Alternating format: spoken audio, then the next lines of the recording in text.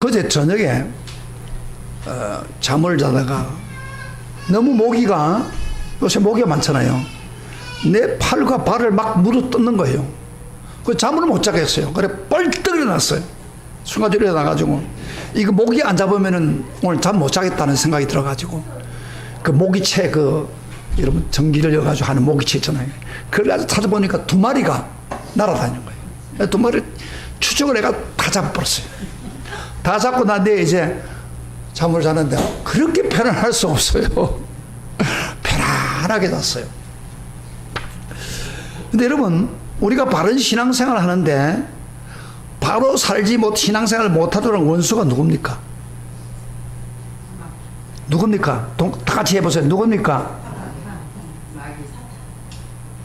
우리의 원수가 누구요? 이것도 모르는 사람 있어요? 알아도 이야기하세요. 우리 신앙생활 바로 못하도록 하는 원수가 누굽니까? 사탄이에요. 사탄은 마치 모기가 피를 빨아먹는 것처럼 우리 성경에는 할 수 있다면 우리 성도들을 유혹해서 멸망시키려고 틈만 있으면 달려들어 그러고 있습니다. 그래서 그 베드로전서 5장 8절부터 9절에 이런 말씀이 있습니다. 근신하여 깨어라.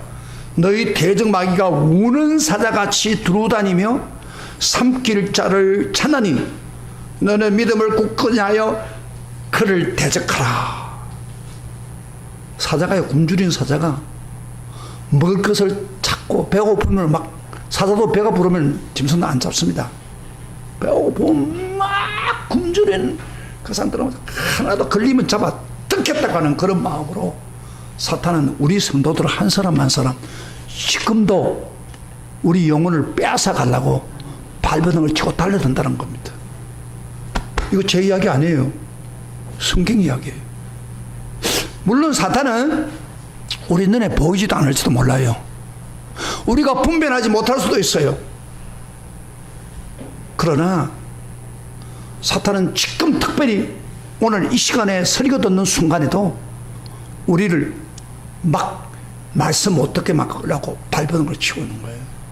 그걸 여러분 인식해야 됩니다.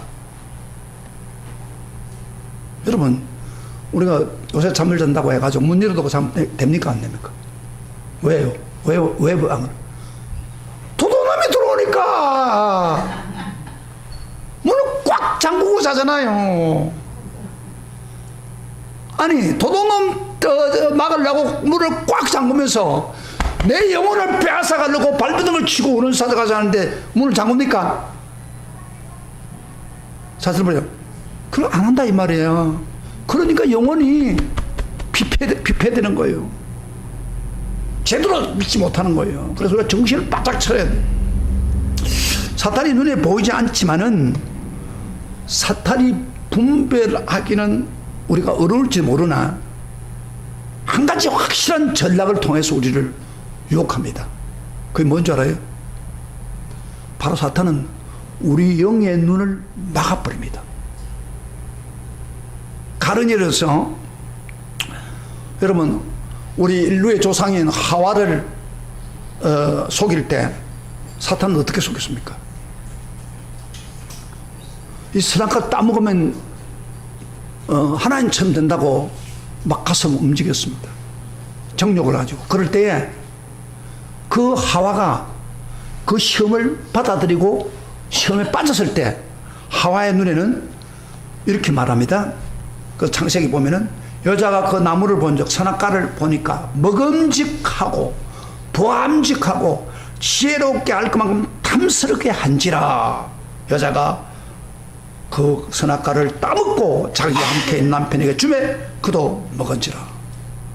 여러분요, 사탄의 시험을 딱 받으면 문제가 뭐냐면 먼저 영적인 눈이 막혀버립니다. 따라합시다. 사탄의 시험을 받으면 먼저 영적인 눈이 막힌다. 그리고요, 쓸데없는 눈이 열리는 거예요. 불의에 대한 눈이 열리는 거예요. 전에 같으면 하나님께서 이 선악을 따먹지 말라 했으니까 그것에 대해 쳐다보지도 않았어요. 그 진리를 붙잡고 있었기 때문에.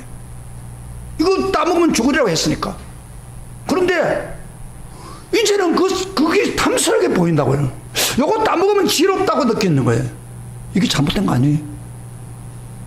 오늘날도요, 진리에 대해서 눈이 열리고, 물이 닫히고, 세상에 대해서, 죄악에 대해서 눈이 열리는 거예요. 사탄에 붙들리고 있는 사람입니다, 그게. 그러므로 우리는 영적 눈을 감기는 모든 요소에 대해서 우리는 조심해야 됩니다. 자, 오늘 설교 듣는 이 순간에 우리 영적 눈을 막고 있습니까? 안 막고 있습니까? 막을 수 있습니까? 안 막을 수 있습니까? 사탄이. 에? 사탄이 우리 영적 눈을 막는 방법이 뭐예요? 설교를 못 듣게 하는 거예요. 뭘 가지고 작성을 해야지 설교를 못 듣게 하는 거예요. 설교 못 듣게 하다가 다 또 쓸데없는 생각에 사로잡히고 쓸데없는 걸려가지고 설교 못 듣게 하는 거야. 눈을 막아버린 거예요, 진리에 대해서. 그게 바로 사탄이 쓰는 전술입니다. 오늘 한 사람도 설교 말씀을 듣는데 사탄이 막는 길에 따라가지 않기를 주의를 축복합니다. 눈이 열리기를 바랍니다. 말씀의 눈이 열리기를 축복합니다. 아멘.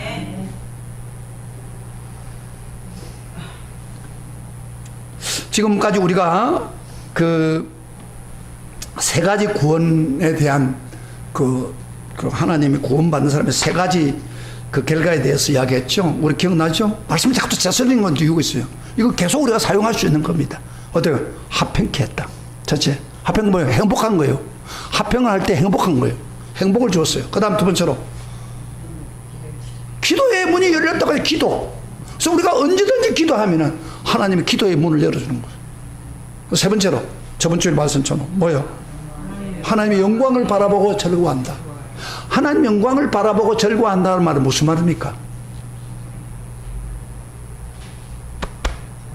우리가 마지막 때 이 썩은 몸이 부활의 몸으로 바꿔져 가지고 그 영광스러운 주님을 만나고 하나님을 만난 천국에서 만나는 것, 그걸 기대하면서 산다는 것. 이거 얼마나 멋진 복입니까? 우리 연세 드신 분들 특별히 진짜 이거 바라보고 살아야 됩니다. 그리고 바라보고 살고 있습니까? 아멘. 아멘. 하나님 영광을 바라보고 지금은 막 몸이 마음대로 안 들고 막 뒤틀리고 이러시고 서 있기도 힘들고 듣기도 힘들고 하지만은 여러분 부활의 몸을 맞아가지고 하나님과 더불어 영원한 사는 길이 열렸단 말이에요. 아멘. 기대하십시오. 그런데 제가 저번 주일날 말씀을 인용할 때 좀 실수를 하나 했어요. 저는 제 설교를 듣고 또 녹화 봅니다. 그래서 그 인용 잘못된 걸 좀 지적을 해주고 넘어가야 되겠다 그런 생각합니다. 제가 요한 1서 한번 찾아보세요. 3장 21절을 이야기했는데 이게 잘못된 거예요. 그래서 요한 1서 집에 가서 찾아보니까 3장 2절입니다. 같이 한번 읽어보세요. 요한 1서 3장 2절 같이 읽어봅시다. 한번 찾아보세요. 시작. 사랑하는 자들아, 우리가 지금은 하나님의 자녀라. 장래에 어떻게 될지 아직 나타나지 아니하였으나 그가 나타나시면 우리가 그와 같을 줄을 아는 것은 그의 참모습을 그대로 볼 것이기 때문이다. 그래서 우리가 예수님 같이 되어서 그의 참모습 부활하신 주를 만난다 그 말이죠. 그래서 우리가 예수님 부활할 때 우리가 예수님이 입었던 부활의 모습으로 변화된다. 지금 불완전한 몸이지만은 부활의 영광이 뭐요? 썩지 않는 몸, 강한 몸, 영광스러운 몸, 신령한 몸으로 변화되어서 하나님 영광을 본다. 그런 이야기죠. 좀 교정했습니다. 됐죠? 네. 그래서 우리는 이 세 가지 특권을 계속 누리고 살아야 돼. 아멘. 그렇게 누리기를 축복합니다. 네. 축복합니다. 네. 오늘 그럼 본문 12절부터 21절까지는 뭘 이야기하고 있느냐? 이것은 우리가 구원의 놀라운 결과를 받아 누리는 우리가 구원의 놀라운 결과를 받아 누리는 근거와 원인에 대해서 추측하고 있습니다. 한마디로 말하면 뭘 추측한다고요? 우리가 구원을 누리는 그 근거, 구원받는 근거와 원인에 대해서 말합니다. 사람들은 뭘 좋아해요? 어떤 결과를 따먹기를 원해요. 구원의 축복을 따먹기 원하지만은 구원의 결과를 가져오게 하는 그 근본적인 진리인 그 근원에 대해서 우리가 무관심하는 경우가 있습니다. 여기 꽃이 있는데 이 꽃의 아름다움은 보이죠. 이 꽃이 저절로 됩니까? 뿌리가 있고 물을 주고, 이건 더 중요합니다. 우리가 농사를 해서 과일을 따먹는데 그 과일이 만들어질 때 그 과정에 얼마나 많은 노력과 그 투자가 있습니다. 그거는 보지 못하는 거예요. 그걸 보지 못하면 그 과일을 제대로 볼 수가 없어요. 기중히 여길 수가 없어요. 마찬가지로 우리가 구원에 대한 열매를 아무리 먹는다 하더라도 그 구원을 주시는 근원, 근거, 원인, 이걸 알아야 되는 거예요. 그래서 하나님이 참 우리 약점을 아시고, 또 마귀가 노리는 게 그거예요. 그 근원적인 진리를 어떻게 하면 눈을 막아버리고 못 보게 하는 거예요. 그래서 우리 약점을 아시고 오늘 바울을 통해서 우리가 구원받는 원인, 확실한 근거를 제시하고 있습니다. 그래서 오늘 본문에서 바울은요, 우리 성경 전체에서 이 근원적인 진리, 소리가 듣는데 왔다 갔다 하는 건 난 이해가 안 돼. 근원적인 진리, 다시 말하면 구원받는 뭐요? 근거가 뭐냐 이 말이에요. 확실한 근거가 뭐냐. 그거를 오늘 대조해서 설교를 하고 있는 거예요. 그래서 이게 굉장히 더 중요합니다. 오늘 설교 잘 들으세요. 네? 이 영원한 진리, 사탄은 이 영원한 진리를 못 보게 해요. 눈을 감기게 하는 거예요. 그걸 오늘 말씀. 오늘 굉장히 중요한 말씀이죠. 여러분 읽을 때는 어렵지만은 굉장히 중요한 이야기를 다시 바울이 하고 있는 거예요. 자, 그러면 구원을 확실히 받는 그 근거와 이유가 뭡니까? 이 두 가지 면에서 강력하게 이야기를 하고 있습니다. 첫째로, 구원의 근거는 바로 예수 그리스도의 넘치는 은혜 때문이라는 사실을 강조하고 있습니다. 구원의 근거는 뭐라고요? 예수 그리스도의 넘치는 은혜 때문이다. 이걸 꼭 머리에 두십시오. 그래서 구원은 바로 주님의 은혜라는 것을 강조하기 위해서 예수님은, 이 바울은 어떻게 설명을 하고 있습니까? 12절 잠깐 봐요. 12절 같이 읽어봅시다. 12절 오늘 같이 읽어볼 때 다시 보세요. 시작. 그러므로 한 사람으로 말미암아 죄가 세상에 들어오고 죄로 말미암아 사망이 들어왔나니 이와 같이 모든 사람이 죄를 지었으므로 사망이 모든 사람에게 이르느니라. 요 구절이 굉장히 중요합니다. 한 사람으로 죄가 왔다. 그 다음에 그 죄로 말미암아 모든 사람에게 죄를 지었다. 그래서 죄를 지음으로 사망이 모든 사람에게 왔다. 그런 이야기입니다. 여기 보면요, 그 사도 바울은 한 사람 때문에 죄의 결과를 이야기하시면서 같이 대조해서 한 사람 예수가 그 죄에 대해서 어떻게 해결했는가를 대조하면서 계속 오늘 본문 이야기하고 있습니다. 그래서 본문을 읽어보면요, 한 사람 한 사람이라는 말이 계속 나옵니다. 한 사람 아담, 그 다음에 한 사람 예수님, 한 사람 아담, 이걸 계속 대조해 놓고 이야기합니다. 이런 게 좀 어려운 거예요. 그런데 오늘 그 12절에서 한번 다시 한번 보겠습니다. 그러면 한 사람으로 말하면 뭐가 들어왔다? 죄가 세상에 들어왔다. 그 결과에 소망이 왔는데, 근데 여기 좀 어려운 거는 한 사람이 범죄하고 끝나는 게 아니라 인류 전체가 죄를 범했다. 다시 말하면 그 원죄 때문에 인류 전체가 범해가지고 사망에 이뤘다. 그런 이야기입니다. 무슨 이야기입니까? 우리 인간으로 볼 때는 굉장히 지금 현재 우리 살고 있는 사람들 입장에서는 굉장히 기분 나쁘죠. 왜? 아담이 지었던 죄가 내가 지어가 똑같다 이 말이야. 그래가지고 나도 사망을 받을 수밖에 없다. 왜 우리가 사망을 받느냐? 아담이 범죄했기 때문에 그렇다. 아담이 범죄 안 했다면 어떻게 됩니까? 사망이 우리에게 오지 않아요. 그런 이야기를 좀 하고 있는 거예요. 그래서 인류를 아담 하나의 행동이 자기 혼자만의 행동이 아니라 인류를 대표한 행동이라는 겁니다. 이게 대표적인 한 행동이 한 사람이 대표한 사람이 범하게 되면 다른 사람들이 영향을 받는다는 거예요. 좀 어렵죠, 좀. 예를 들어 한번 봅시다. 세상에서도 비행기 파이로트가 운전하는 사람이 비행기를 잘못 운전해가 못해가지고 비행기가 박살났다. 그럼 누가 당하는 거예요? 조종사 한 사람 때문에 모든 사람이 죽는 거예요. 뭐 또 좀 쉽게 이야기해 봅시다.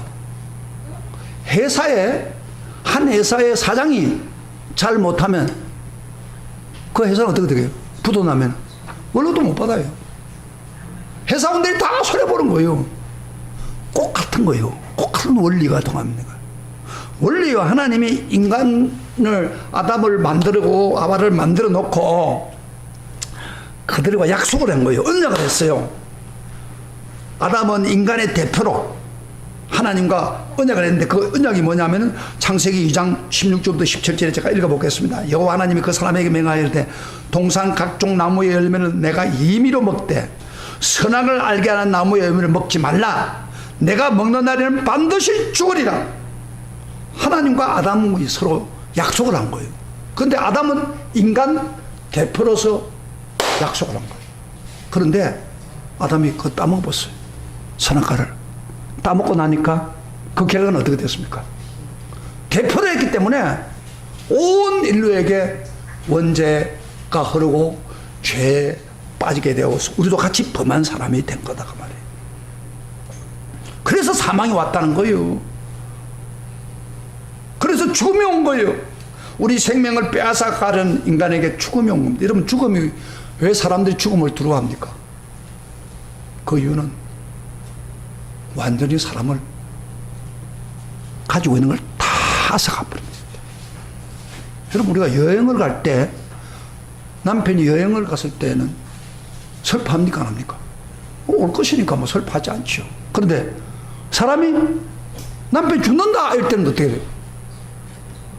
모든 걸 잃게 됐기 때문에 막 슬퍼할 수밖에 없는 거예요. 이 죽음이 이렇게 무서운 거예요. 그래서 이 죽음이 죄 때문에 왔다는 거예요. 그러면서 하나님이 그러면 우리 인류가 다 죄 때문에 죄의 영향으로 사망을 받고 멸망을 받을 수밖에 없는 상황인데 그 처방이 뭐냐? 그 처방을 대조해서 말씀합니다. 15절 봅시다. 우리 5장 15절 다 같이 읽어보세요. 인간이 이런 상태인데 15절에 어떤 일이 벌었다고요?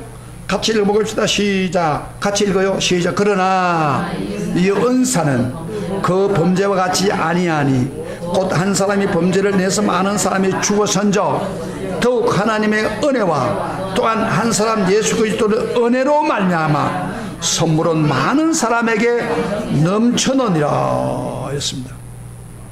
한 사람으로 말미암아 뭐가 살았다고 범죄에서 사망이 왔는데 하나님의 은혜가 예수님의 이 은혜란 말이 두 가지를 합니다. 예수님의 하나님의 은혜라고 이야기하고 또 뭐요? 그 예수 그리스도의 은혜. 그 은혜로 이것을 해결했다 그런 이야기예요. 여러분, 은혜라는 뜻이 뭐예요? 자, 들어보세요. 은혜를 설명하겠습니다. 은혜. 거저 주시는 거예요. 거저 주시는 거. 공짜로 주는 걸 은혜라고 그래요. 자기가 없는 사람에게 주는 거예요. 일반적으로. 그래서 인류가 죄를 지어서 사망해서 심판받을 수밖에 없는 순간인데도 불구하고 뭐 어떻게 해요? 바로 예수님이 은혜를 주심으로 말미암아 모든 문제를 해결했다 그 말이에요. 16절에도 잠깐 보세요. 16절에도 강조하죠. 다 같이 시작. 이 선물은 범죄한 한 사람으로 말미암은 것 같지 아니하나 심판은 한 사람으로 말미암아 정죄에 이르렀으나 은사는 많은 범죄로 말미암아 어렵다함을 받았다. 그래서 이 은혜 때문에 하나님 주신 은혜 때문에 심판에서 우리를 건져 주었다, 회복시켜 주었다 그런 이야기예요. 근데요, 우리가 이 은혜는 예수님이 십자가를 통해 주신 은혜는 그저 아담 때문에 범한 죄의 회복만 하는 게 아니고, 잘 보세요.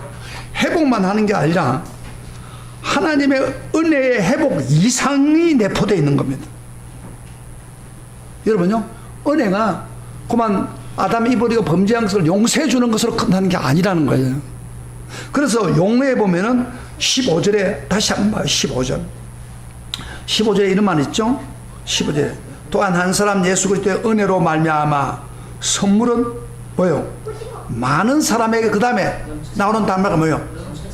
넘쳐느니라. 동그라미 쳐서 넘쳐납니다. 동그라미 사람은 쳤어요. 여러분 눈으로 잘 안 보여요. 그러니까 내가 지금 깨우쳐 주는 거예요. 넘친다는 말이 동그라미 쳐놓으세요. 그 다음에 17절에도 보세요. 17절 넘쳤다, 은혜가 넘쳤다는 말이 자꾸 나와요. 17절에 시작.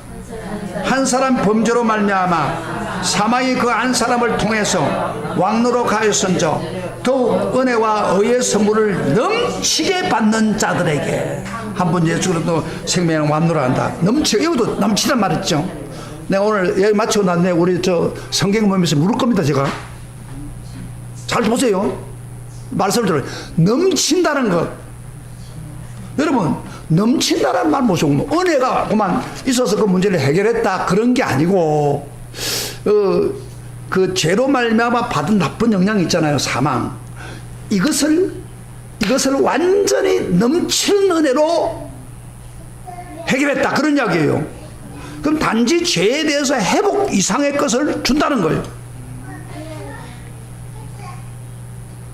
가론에서 은혜가 넘쳤다는 말은 무슨 말이냐면은, 뭐 죄를 지은 그 정죄와 심판 그것만 회복시켜 주는 게 아니고 그 이상 걸 준다 그런 이야기예요.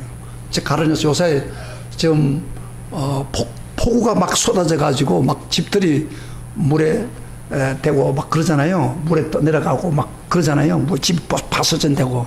그럴 때 정부에서 그걸 택배를 주겠다고 고난 지역이라고 재난 지역이라고 선포를 하잖아요. 그런데 정부에서는 겨우 거기에 맞춰주는데 정부에서 넘치는 보상을 해준다면 어떻게 되겠어요? 집이 완전히 떨어졌는데 새 집을 지어주는 거예요. 기분 좋겠죠? 낡은 집인데 넘치는 보상을 해주면 새 집을 지어주는 거야. 무조건 가구도 다 준다.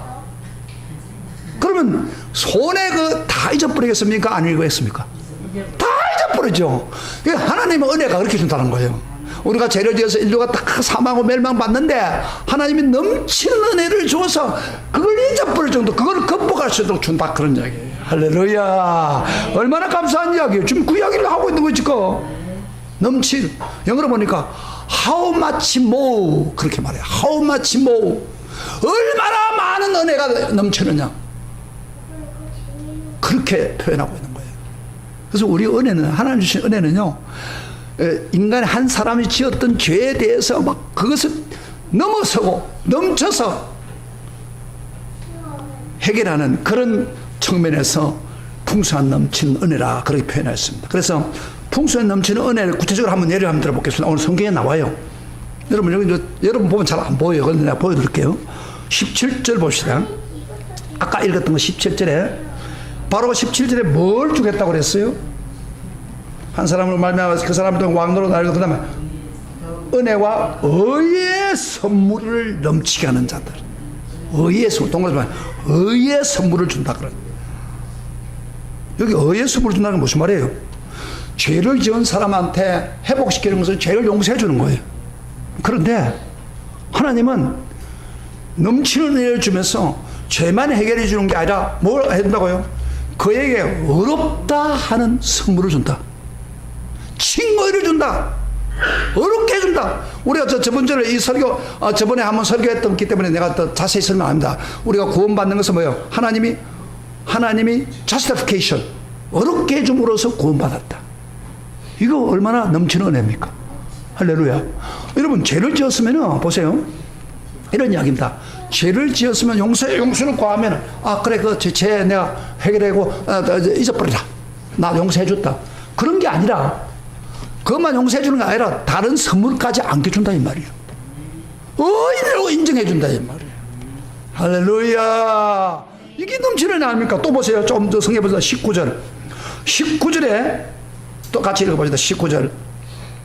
또 한 가지 넘치는 은혜를 주었습니다. 다 같이 시작. 그런즉 한 범죄로 많은 사람이 정죄에 이른 것 같이 한 어려운 행위로 말미암아 많은 사람이 어렵다함을 받아 뭐요? 생명에 이르느니라. 따라서 생명에 이르느니라. 이 생명이라고 뭐예요? 우리가 죄 때문에 하나님 영혼이 죽었습니다. 그런데 이 영혼을 성령으로 거듭나게 해서 새 생명, 거의 구원받는 생명 아닙니까? 여러분 속에 구원받는 생명이 있으면 아멘 하시길 바랍니다. 구원받았습니까? 성경에는요, 구원받자 생명이 없으면 천국 못 간다고 했습니다. 그래서 새 생명, 거듭난 생명, 그거를 우리에게 주겠다는 거예요. 아, 대단하잖아요.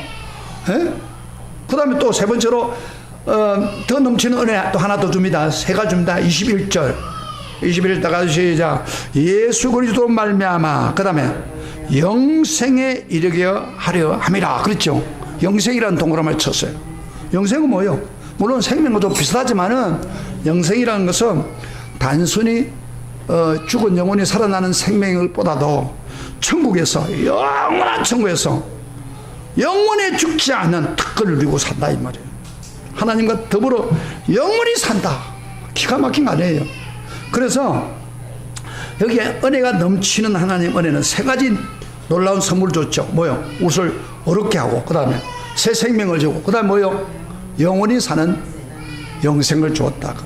죄 대신에 어렵다함을 입을 뿐만 아니라 사망 대신에 새 생명을 주었고, 그 다음에 영원한 심판 대신에 영생을 주신 하나님의 놀라운 은혜를 부어주셨다. 할렐루야. 기가 막힌 거 아닙니까? 죄지은 인간에게, 멸망받은 인간에게. 그래서요, 왜 하나님이 이렇게 넘치고 풍성한 은혜를 우리에게, 심판받을 우리에게 주셨는가? 도저히 이해가 되지 않습니다. 그 이유, 왜 그런지 모르겠어요. 그래서 어떤 성도는 찬송가 작사 이름을 했습니다. 아, 하나님의 은혜로 이 쓸데없는 자 왜 구속해 주는지 나는 알 수가 없다. 그렇습니다. 우리가 왜 하나님 나갔던 사람한테 죄로 말미암아 멸망받을 사람을 용서만 해주고 끝나는 게 아니고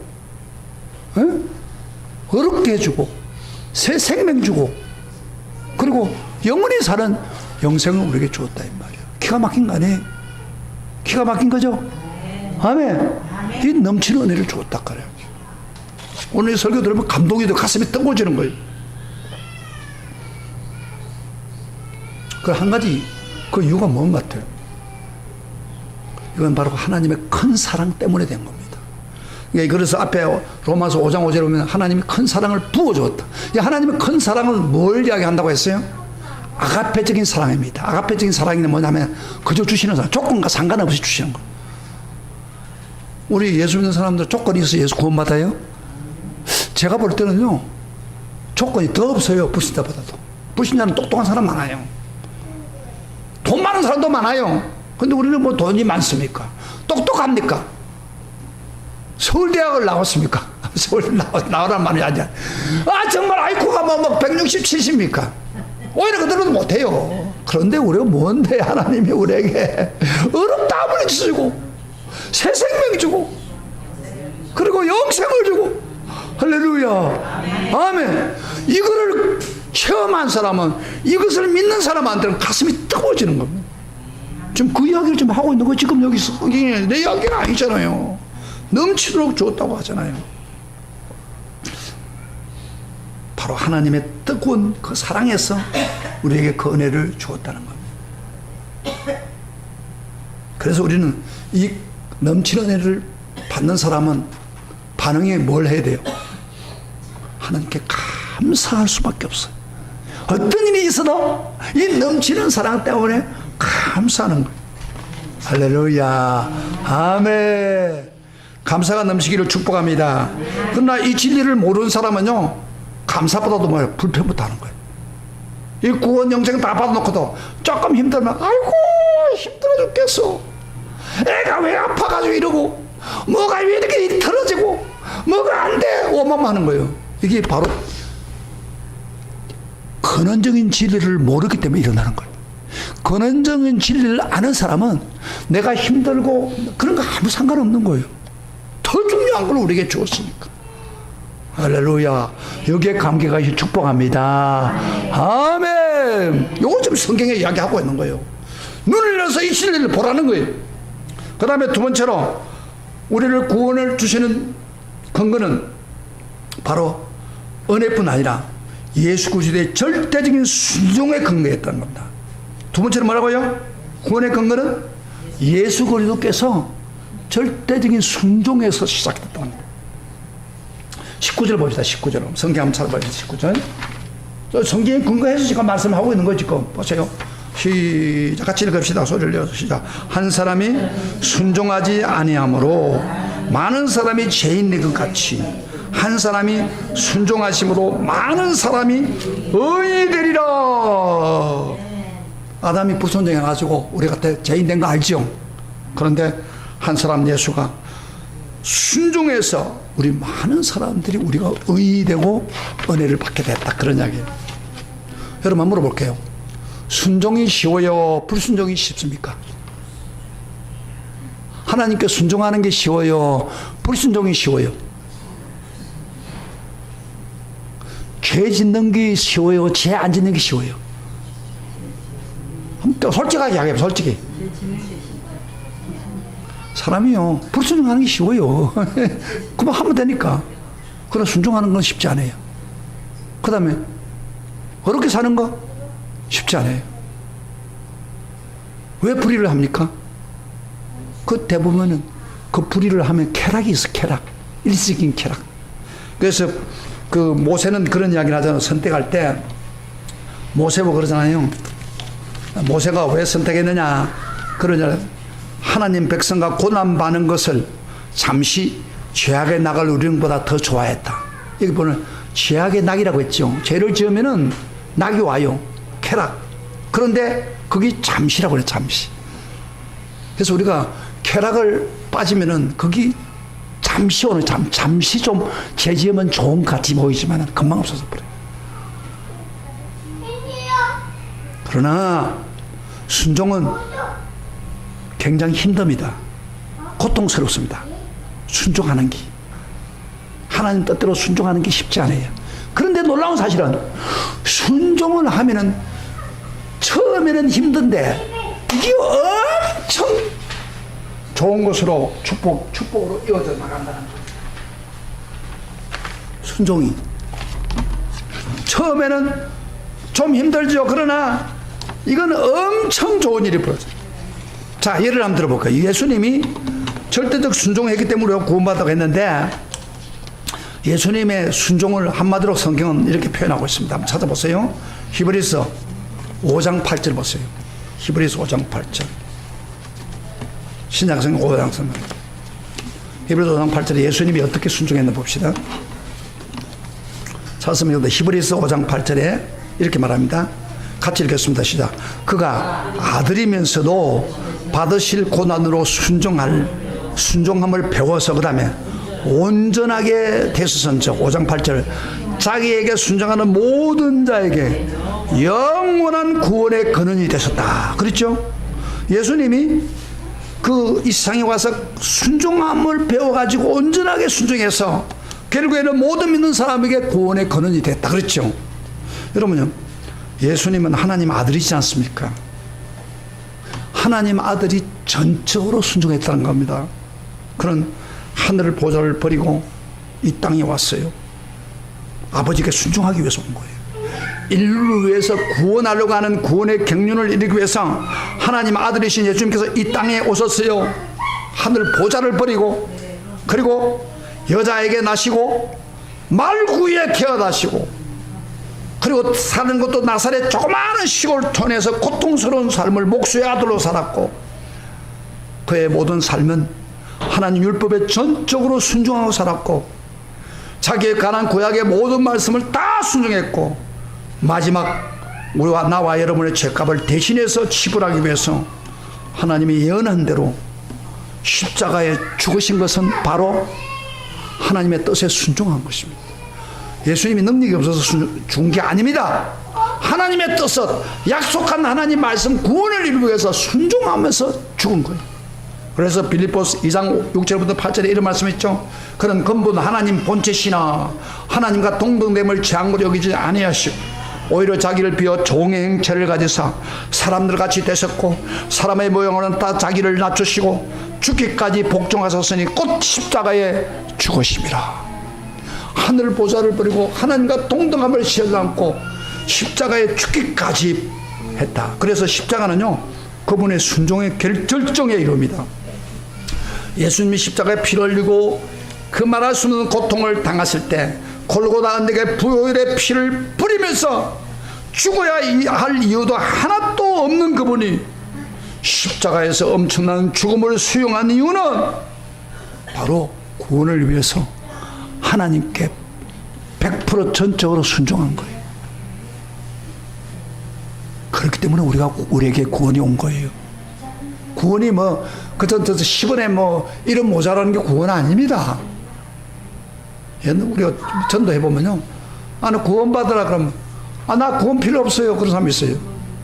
구원 그거 가지고 요새 구원 가지고 뭐 쓸만 잔도는 하나도 필요 없어요. 그런 게 구원이 아니에요. 엄청난 재물을 따지다면 엄청난 값어치를 투자하고 예수님 자신이 양발양손으로 빼서 피를 다 쏟아놓고, 그래서 여러분들 나와 여러분 구원한 거예요. 기가 막힌 거 아니에요? 근데 이 구원에 대해 감격이 없다면 그걸 잘못 믿고 있는 거예요. 그거예요. 이런 구원의 설교를 대해서 설교를 되면서 가슴이 뜨거워지지 않으면 그걸 뭔가 잘못된 거예요. 지금 눈이 어두워져 있어요. 지금 과거에는 거기서 감격이 될지 몰라. 지금은 눈이 어두워져서 사탄이 눈을 막아버렸어. 바로 예수님의 철저한 순종으로 우리가 구원받은 것입니다. 할렐루야, 할렐루야. 그렇기 때문에 우리도 예수님이 철저히 구원한 것처럼 우리도 예수 믿는 사람은 하나님께 철저히 순종하는 사람이 되어야 됩니다. 그게 우리가 가는 길이에요. 자, 구원은 어떻게 이루어지겠다고요? 내가 가장 중요한 진리를 바울이 나열한 걸 이야기했습니다. 뭐요? 구원은 어떻게 생겼다고요? 네? 하나님의 넘치는 은혜 때문에 됐다고. 그리고 두 번째로 예수님이 철저히 하나님께 100% 순종했기 때문에 그 결과를 우리가 누리게 되었습니다. 할렐루야, 아멘. 감사합니까? 안 합니까? 따라합시다. 주님, 크게 하서 주님, 감사합니다. 나 같은 죄인이 모시기에 예수님이 넘치는 은혜를 주시고 온전한 순종을 주신 것을 감사합니다. 이 구원받는 사람은요, 그밖에 할 말이 없는 거예요. 그런데요, 구원에 대한 이야기에도 눈이 땡가. 어떤 사람은 감격이 되는 사람이 있나, 어떤 사람은 구원이라니 뭐 그런 거. 이게 뭐가 잘못된 거예요, 이게. 눈이 감겨 있는 거예요. 지금 눈이 감겨 있단 말이에요. 그 진리를 막아버린 거예요, 마귀가. 자, 그러면은 한 가지만 마지막 말씀 보고 끝나겠습니다. 마지막으로 우리가 생각할 것은 이렇게 확실한 구원을 받는데 넘치는 은혜와 순종으로 우리에게 주셨지만은 이 구원을 개인적으로 이루는 데 있어서는 저절로 되는 게 아니라는 거예요. 내가 개인적으로 구원받는 사람이 되려고 하면은 인간의 노력이 필요합니다. 내 멋대로 살면 안 되는 거예요. 내가 구원을 받았다 손치더라도 내가 이 구원을 완성하는 과정에서 그저 멋대로 믿으면 절대 구원 못 받습니다. 이거 굉장히 중요한 이야기입니다. 그래서 예수님도 그런 이야기 했죠. 누구든지 하나님이 세상을 지금 살아가다 누구든지 믿는 자마다 구원받는다고 했어요.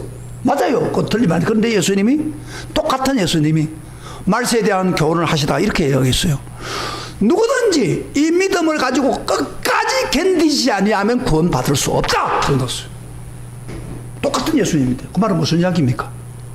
구원은 은혜로 받지만은 이 구원을 이루는 데는 믿음의 끈기와 노력이 필요하다는 거예요.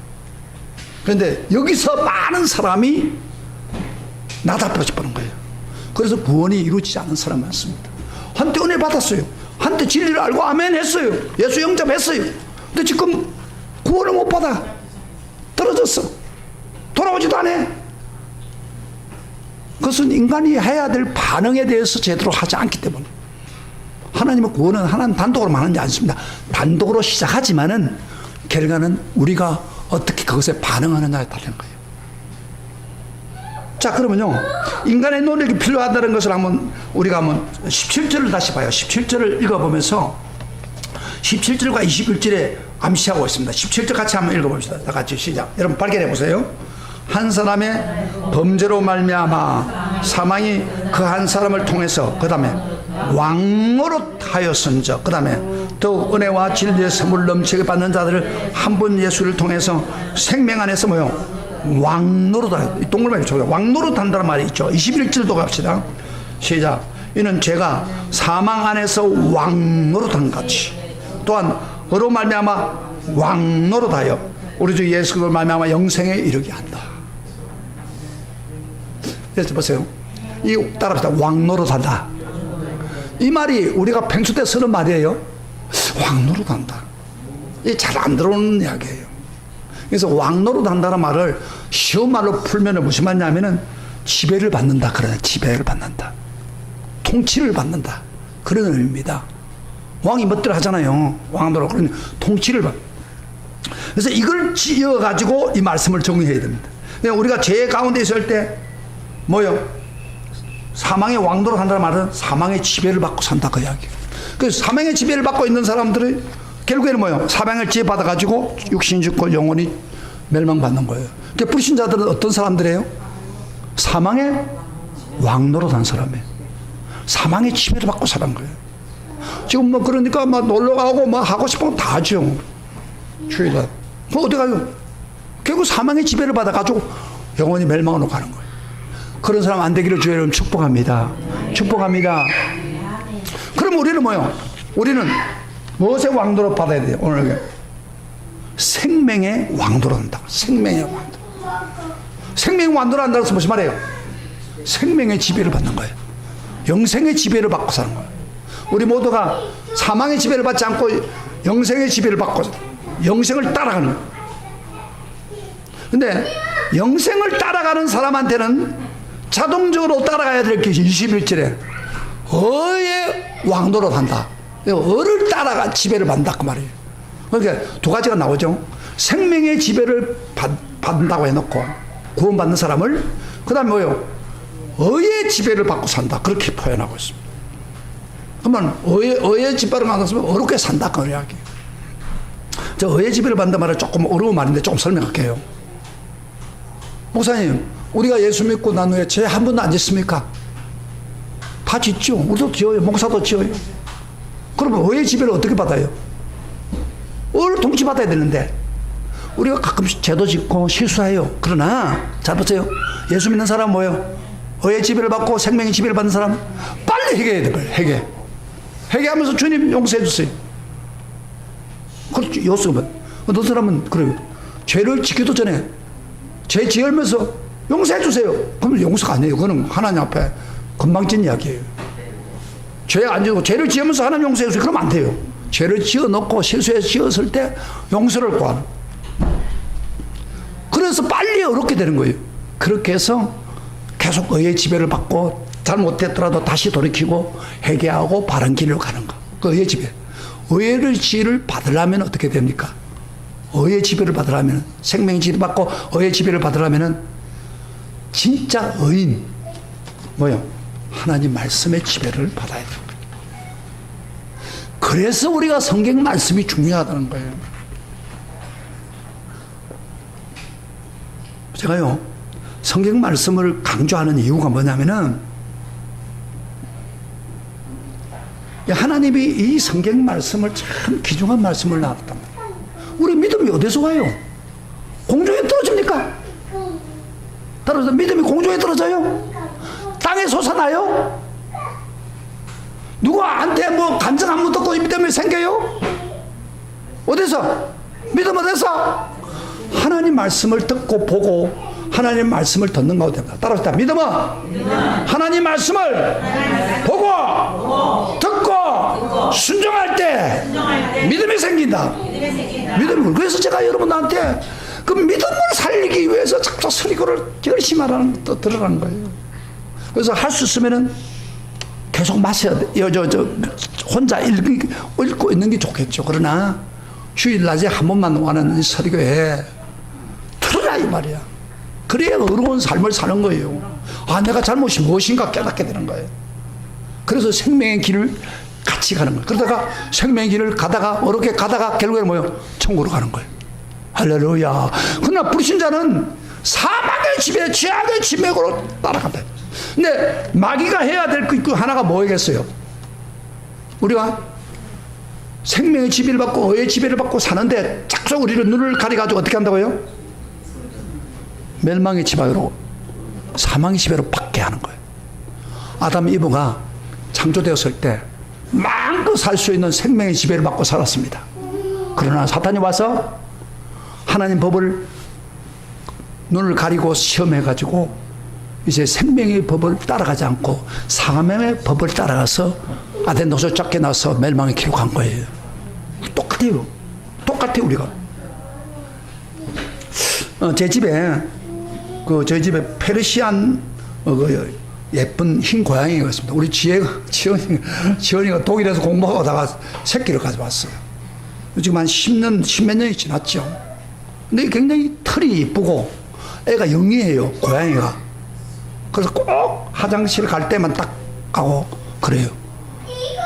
그래서 영리한 면이 있는데 한 가지 문제가 있는 거예요, 얘가. 뭐가 문제가 있냐면은 이 고양이는 정결한 동물이다 보니까 계속 해를 가지고 뭐 이렇게 조금 건드려오면은 핥은 거예요. 그러니까 핥고 끝나면 되겠는데 이 핥다 보니까 털이 입속으로 들어갔잖아요. 그러다 이제 이게 먹을 걸 먹고 나면은 어떻게 됩니까? 털이 역할이 위를 막 그렇게 하는 거야. 소화가 안 되게 하잖아요, 털이. 그러니까 먹었다가 언제 때가 되면 왁 하면서 막 몸을 움직이면 왁 하면서 발버둥을 쳐는 보기가 안쓰러울 정도예요.